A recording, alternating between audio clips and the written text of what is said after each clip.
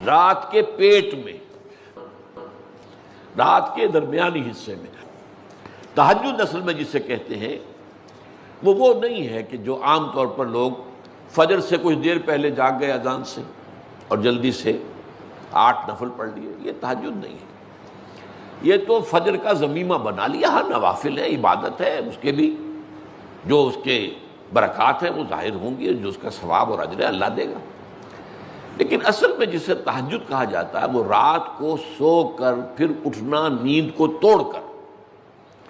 اور پھر سو جانا اور پھر اٹھنا فجر کے لیے۔ جوف کہتے ہیں پیٹ کو، کسی شے کے جوف اللیل،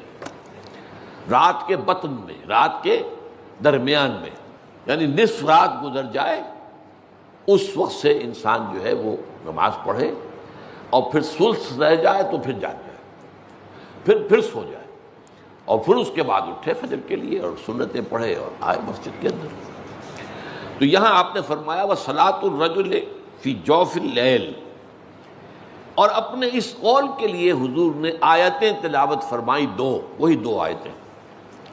یہاں یہ سورہ سجدہ کی آیت نمبر 16 اور 17 ہیں۔ تَتَجَافَىٰ جُنُوبُهُمْ عَنِ الْمَضَاجِعِ، اللہ تعالیٰ اپنے خاص محبوب بندوں کی یہ صفات بیان کر رہا ہے کہ ان کے پہلو اپنے بستروں سے علیحدہ رہتے ہیں، رات کے وقت جاگتے رہتے ہیں، بستر پر لیٹیں گے تو سو جائیں گے۔ تَتَجَافَىٰ جُنُوبُهُمْ عَنِ الْمَضَاجِعِ يَدْعُونَ رَبَّهُمْ خَوْفًا وَطَمَعًا، وہ اس وقت اپنے رب کو پکارتے ہیں، دعائیں کرتے ہیں، خوف کے ساتھ بھی، اس کے مواخذے کا خوف، اس کے عذاب کا خوف، اس کی باز پرس کا خوف، اس کی ناراضی کا خوف، جہنم کا خوف، وَطَمَعًا، اور طمع کس کی؟ اللہ راضی ہو جائے، اللہ کے اجر و ثواب کی بھی طمع ہو،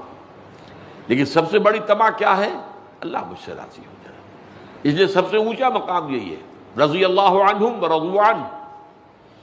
اللہ ان سے راضی ہو گیا، وہ اللہ سے راضی ہو گیا۔